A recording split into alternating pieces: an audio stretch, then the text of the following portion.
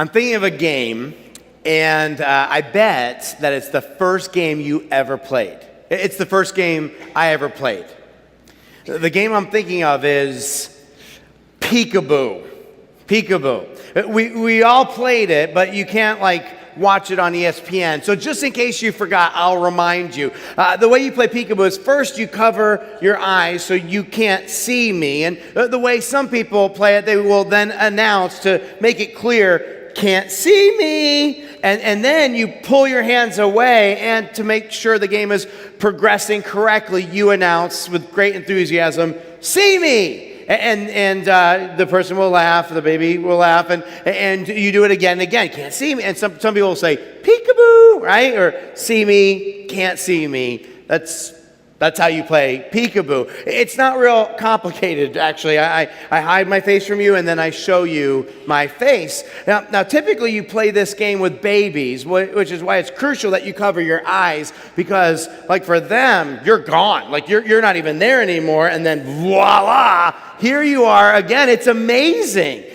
Suddenly I've appeared, and we laugh, and because it's so much fun, we do it over and over and over again. We go from not being able to see each other to being able to see each other. Now, this is not a game that you play as an adult, right? There's no guy calling all of his friends and saying, hey man, what you doing on Friday night? I was thinking about getting a lot of guys together and playing some peekaboo.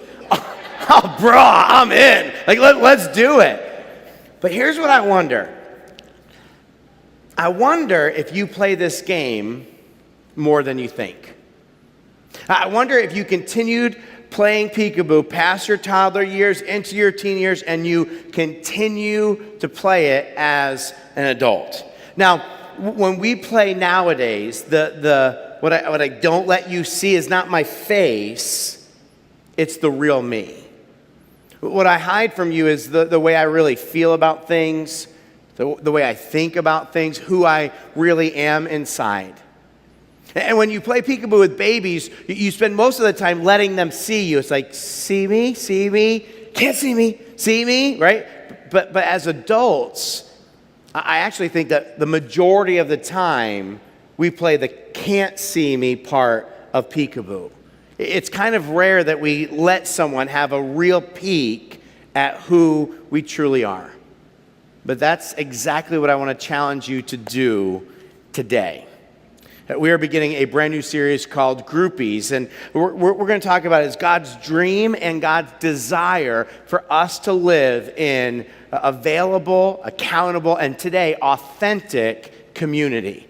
What God wants for us is to live our lives with deep, caring, transparent, supportive friendships. In fact, God made us to do life that way. If you don't have that in your life, you're missing out on the life that God designed you to have. But what I'm afraid is, unfortunately, our tendency is to continue playing the can't see me part of peekaboo. My guess is that probably just about all of us have had some point in our life with some person or group of people where we let down our guard and we let this person in and we were our real selves and we experienced a friendship that went beyond the surface and was deep and personal and supportive and loving. And so we know how good that feels when you find it, but the problem is we don't get that much. The truth is we hardly let people see us at all. Do you know why we typically play the can't see me part of peekaboo? It's because we've sinned and we've been sinned against. And it makes our world feel like a very not safe place.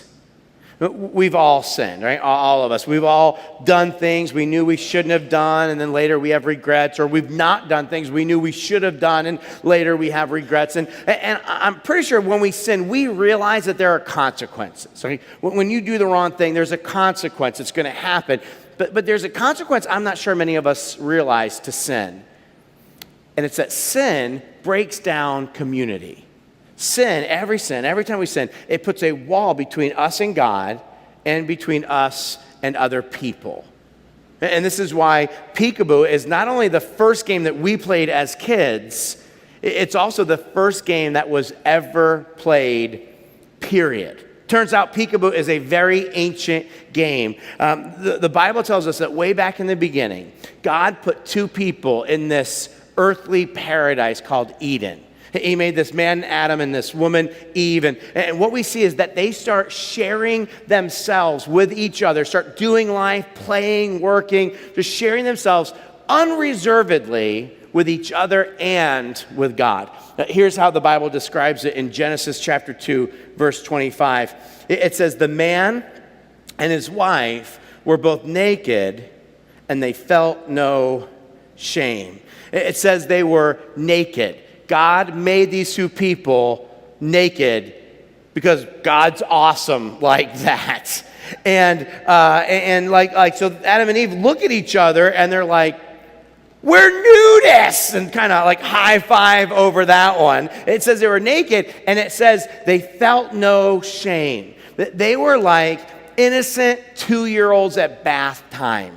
When my kids were much younger and still young enough and innocent enough to have a bath together, man, we would announce bath time and they would both start like shouting with glee, bath time, and like ripping their clothes off wherever they were. And then they would start running around the house like nude. And my daughter had this thing when she was like 2 years old. She would run around the house and she would be like, naked girl, which I always hoped didn't like reveal her future career choice.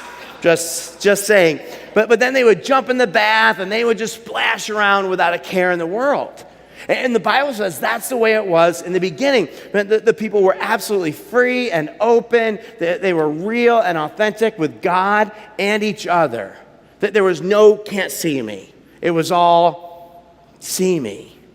There's no reason for can't see me until sin entered the picture. Sin's the problem. The man and the woman did what they should not have done. And check out what happens in the next verse, chapter 3, verse 7. It says, they realized they were naked. So they sewed fig leaves together and made coverings for themselves. As soon as they sinned, people start saying, can't see me, to each other. And then the very next verse, they start doing it with God. Verse 8, then the man and his wife heard the sound of the Lord God as he was walking in the garden in the cool of the day. So listen, before they sinned, like these two people would literally take walks with God. That's the kind of relationship they had with him. But look what happens now. It says, that, so they hear God. It says, and, verse 8, at the end of verse 8, and they hid from the Lord God among the trees of the garden. So they sinned, and all of a sudden, the world they lived in was no longer a safe place. So they hide. Can't see me. And it's the same for us. When we sin, it puts a wall up between us and God and between us and us. Now all of a sudden, we have things to hide. Now I've got guilt to deal with. Now I'm carrying shame, and it's because we've sinned. The other problem is that we've been sinned against. It's not just that we've sinned, but we've been sinned against. If you've been coming here for a while, I know not all of you have, but you've heard me tell stories about, I had a father who was very abusive, just very emotionally abusive, verbally abusive, sometimes physically abusive. And what happened with me was growing up, I decided that I was not going to trust anyone. Like I would never let my guard down with anyone because that way you can't hurt me. And that's what my dad did when I let him in, and it's not happening anymore. And maybe you probably have stories like that. Maybe it was a father who abandoned you, or a mother who abused you, or a friend who betrayed you. And so you figured out pretty early that this world is not a safe place. And you decided, whether it was a conscious decision like mine or maybe just kind of subconsciously, to not let people get too close, to not let people in, because when they come in, they hurt you. And so don't let people see the real you, because if they see the real you, they might not like you. And the result is we spend most of our time, most of our lives playing this can't see me part of the peekaboo game, staying in hiding because we've sinned. and we've been sinned against. And it leaves us feeling like the world is a very not safe place. And here's what you need to know. If that's you, like it's me, you need to know that God understands and that God is calling you to come out of hiding. That's what happens in the very next part of Adam and Eve's story, verse 9. So they cover up, they've gone into hiding, and the next line, verse 9 says, "But the Lord called to the man, 'Where are you?'" Now, I want you to think about this with me for a minute, because God did not say that because he didn't know where he was, okay? They like babies who can't see you, they might have thought that by covering themselves up, God couldn't see them, but God's God, like he can see through trees and stuff. He wasn't like, where did they go? I can't. He knew where they were. And so when he says, "Where are you?" it's not a question of like, where are you? It's really more of an invitation. It's an invitation to stop playing can't see me and to come out and be real and authentic with him. And think about it. Don't miss this.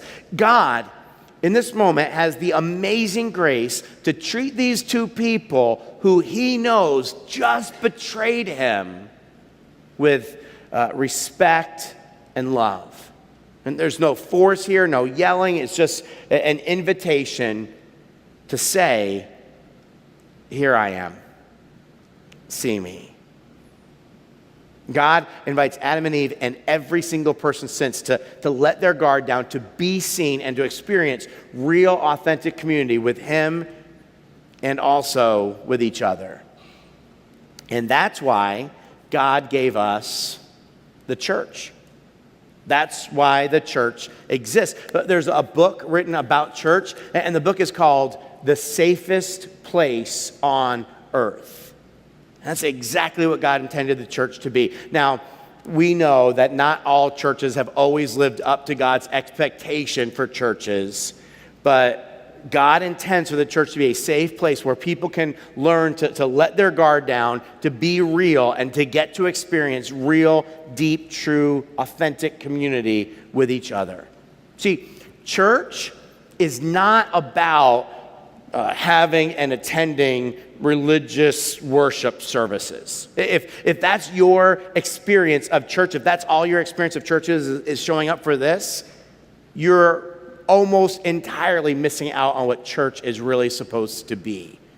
Church, in God's mind, is about reestablishing community between us and him and between us and us. It's about learning to put our hands down and say, "See me." That's God's plan for Verve, and that's God's plan for your life. It is, and for your involvement here at Verve. And so this morning, I want to ask you a question, and I totally feel like I can do this on behalf of God, because I know it's a question that God's asking you. Are you ready to come out of hiding? Are you ready to come out of hiding? And if the answer is yes, or even if the answer right now is maybe, I know I need that, but I'm not too confident, maybe, then I want to ask you to answer two more questions, okay? If you're thinking, maybe I need to come out of hiding more. Two questions. The first question is, am I a safe person? I want you to ask yourself, am I a safe person? Because probably all of us feel like this world's not a safe place and other people aren't safe, but I bet we all feel like we're safe. The math doesn't add up. It's like, all these other people aren't safe. I'm the only safe one. It's like, that just doesn't work. And so a lot of people feel like they're safe people, and they don't like it that the world's not a safe place and other people aren't safe. But the reality is, I'm not a safe person. I'm going to ask you some questions to try to dig in and get to the real answer of whether or not we're safe people, okay? So ask yourself, am I someone that if a person confided in me, I would always just keep it between the two of us? Is that true? How about this? Would I listen to someone tell me what's wrong in their life without making them feel worse? Would I still believe in another person? Would I still believe in them even after they shared a dark secret? Would I be able to, do I love people enough to challenge them on unhealthy areas of their lives, even if it's uncomfortable for me to do it? Or do I just, I don't want to say anything? How about this? When I'm upset with someone or with a group of people, have I ever put my feelings on Facebook or on other kinds of social media for the world to see? If that's true, that is not safe.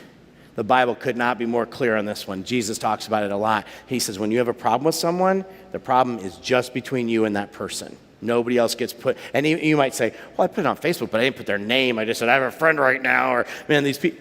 That is not safe, not safe. Last one.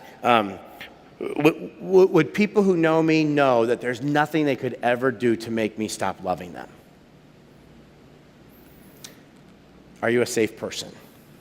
You know, a lot of this being a safe person is predicated on what the Bible calls speaking the truth in love. There's this Bible verse, Ephesians 4:15. It says, speaking the truth in love. Experiencing deep community depends on real authenticity. And real authenticity is largely predicated on people speaking the truth in love. Now, the reality is there are lots of options for how we can speak to other people, right? Some people say things that are neither loving nor true, okay? They say insulting things or egotistical things, neither loving nor true. We know that does not build community. Probably most of us aren't that. But the next two options, a lot of us are one of these two, and neither build community, okay? One is some people say things that are loving but are not true. They're loving, they're kind, it's a nice, sweet thing to say, it's just not true. So you say, oh, did what I say hurt you? And I say, oh, no, it didn't hurt me, but it did. Okay, if I'm that person, I am not building true community with you, right? Or I tell you, no, you don't need to worry, but you do need to worry. That's not building community. Or you say, hey, what do you think of this shirt? And I say, oh, it's great. But what I'm thinking is, wow, like that is the ugliest shirt. Like, were you experiencing some sort of temporary blindness when you bought that? Wait, am I being punked? I think you got to be punking me to wear that shirt. But what I say is, oh, I like that shirt. Okay, you feel like you're being nice, but the reality is you are not building real, true, authentic community. Okay, I need to say things that are true and loving. So here's the other option. Some people say things that are true, but they don't say them in a loving way, right? This is the person who can point out with great accuracy what your problem is, and they call it like they see it, but they don't speak with grace. And they would feel like, I'm doing the right thing. I told you exactly what you need to hear. But if you don't do it in love, that does not build authentic community. And so that's why we have to speak the truth in love. That is a huge part of being a safe person. So I'm telling you, what's going on in my life, and I'm doing it because I'm hoping that we'll connect on a deeper level. Or even if it's difficult, I'm telling you about a concern I have about something that I perceive as unhealthy in your life, and I don't like doing it, but I need to share it with you, and I seek to do it in the most loving way possible. That's what leads people to true, authentic community that we were made for and we long for. The greatest example of a person who ever did this was Jesus. And I don't say that because we're in church, right? It's like, you gotta say Jesus, we're in church. He's always the right answer. I'm not saying that. It's just true. So here's the thing that's always fascinated me the most about Jesus. If you say his life, you'll realize Jesus was the one and only sinless person who ever walked the face of the earth. But everywhere he went, the most sinful people wanted to be around him. Weird, right? Typically somebody who's like really sinful and committed to sin, you don't want to be around a sinless person, right? Because they just make you feel worse. But the thing with Jesus is everywhere he went, the most sinful people, the corrupt tax collectors, the prostitutes, they wanted to be around Jesus. And I'll tell you, that's what I want for my life. Like, this is a goal for me. So my past is messy. But I'm wanting that as God works in my life, I am becoming increasingly pure, increasingly sinless, yet I live in a way that people who are still very messy are drawn to me. That's what I want for our church. We all have messy pasts for sure. But as God works in us, we're becoming increasingly pure, increasingly sinless. But together we inhabit a place that draws the most messy people in like a magnet. That's what Jesus was like. He was sinless, but sinful people wanted to be around him. And the reason is because he was a safe person. He spoke the truth. You read through the stories about his life, it's like, oh, he spoke the truth. But man, he always did it in love, like the most loving way possible. And God has called us to become like Jesus, to walk in Jesus' footsteps. Now, if we're just going to be honest about this, it ain't easy, right? There's always going to be times where we're tempted to speak the truth, but not do it in a loving way because we're angry, or to be loving but not tell the truth because it's awkward, right? It's not easy. I had a time some years ago. I was a pastor in Virginia before I moved here, and I led this group of 5 guys, just great friends, and spent a long time together, and we would meet every week for an hour and a half, just to share life together, encourage each other. It was a place where we could challenge each other. We all committed. We want to live lives of love, and so we looked for that and helped each other with that. So one day at our meeting, one of the guys in the group, he was someone who had been a Christian for quite a while now, and he actually was in a leadership position in our church. He told us, he was telling us the story, and he told us that he had slept with his girlfriend that weekend. And it wasn't like a confession, hey, I gotta tell you guys something I did. There wasn't any kind of like repentance, I know I messed up. He didn't really seem concerned. He just kind of said it as part of the story. And so like instantly I start praying, God, help me to speak the truth and do it in the most loving way possible. And so we started talking about, hey, that's wrong. And here's why it's wrong. And he knew that. And I said to him, like repeatedly, I said, like, I still love you. Like, I still totally believe in you. But let's explore, like, why would you do something that you knew was wrong? I know why you would. I understand the temptation. But, like, that's not loving to God. And it's certainly not loving to your girlfriend.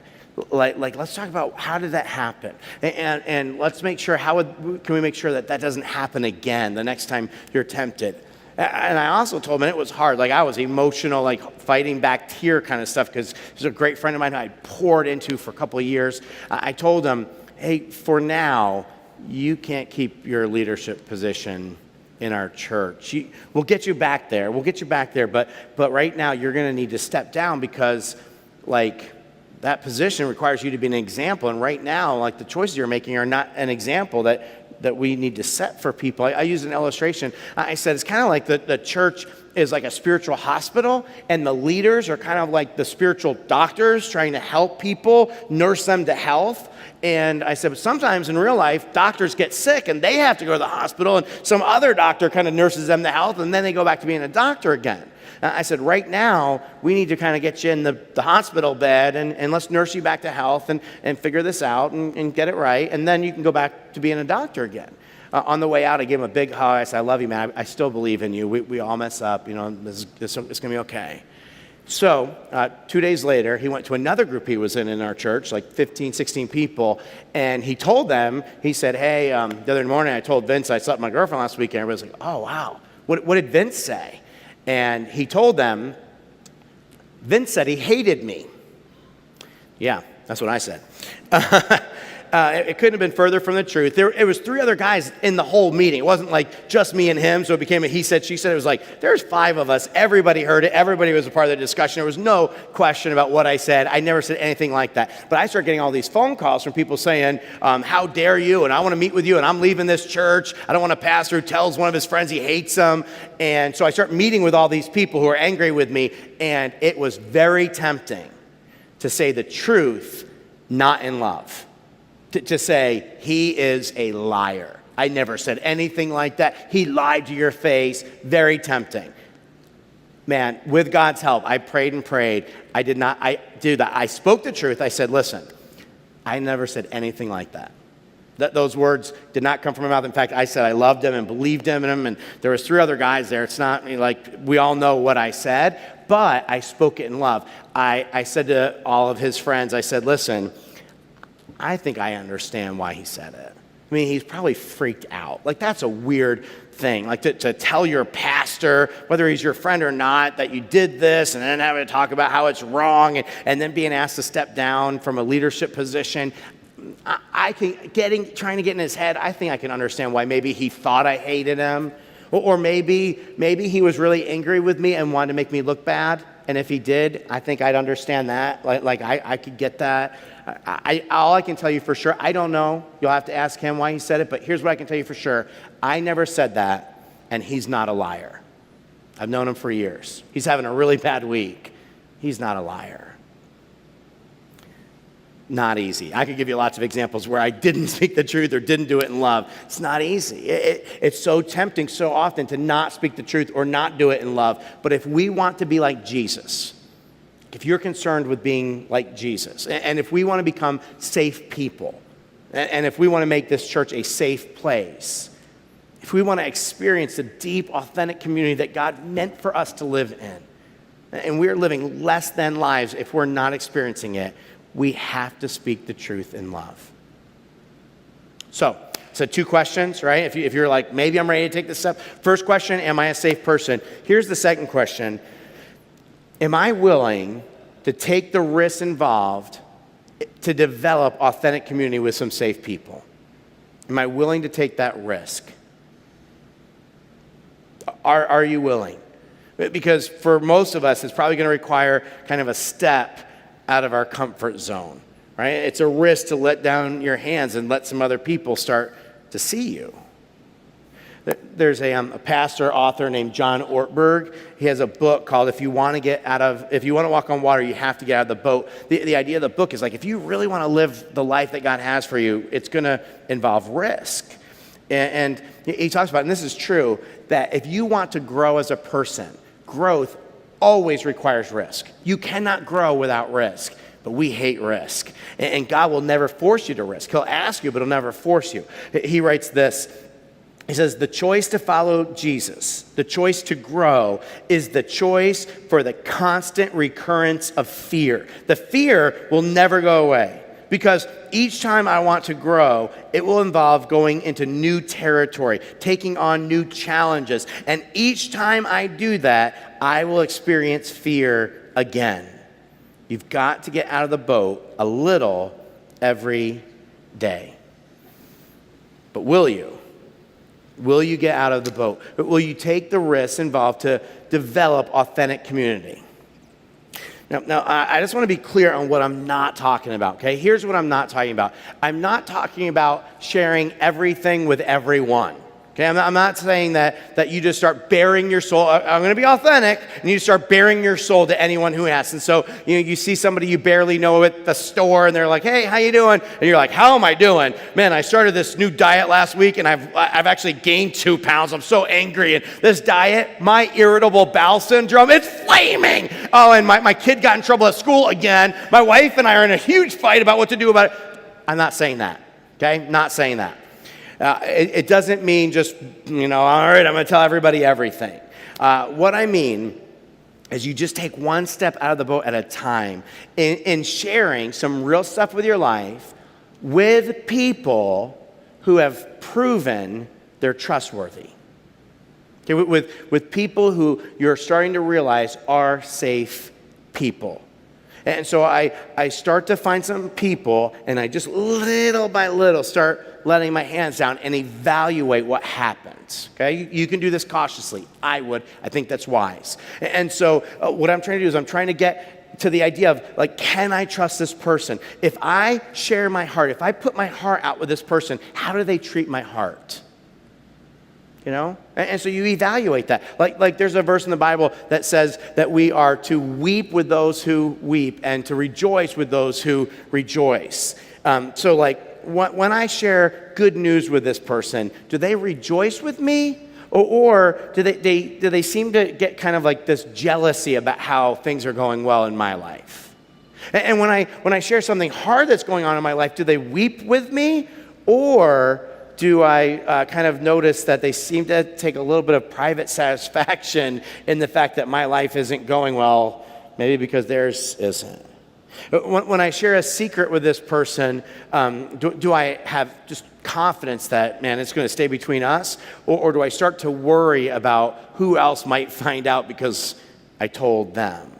And so I let my hands down little by little. I share a bit more of who I am. And I'm step by step hoping to grow to a place where we can just be totally real, totally authentic, and start to experience the kind of community that God made us for. Now, some of you might ask, okay, I see my need for that. I see how that could work. But where do I find safe people like that? I mean, I've got some coworkers, but I've got some neighbors. I don't even know them. Well, you find safe people like that in the safest place on earth. The church is designed to be the safe place for people who know they've sinned and who are in need of healing because they've been sinned against. And for people who have discovered that this world is not a safe place, but they're seeking something different. You know how in a TV show sometimes, more probably like in old TV shows, there'll be like this bad guy and he's holed up in this building and the police surround the building and like one of the policemen will yell out, "Come out with your hands up." Here's the church. In the church, we look out and we say to the bad people out there who are bad people like me, bad people like you, no different, we say to them, come in with your hands down, right? Because this is a safe place.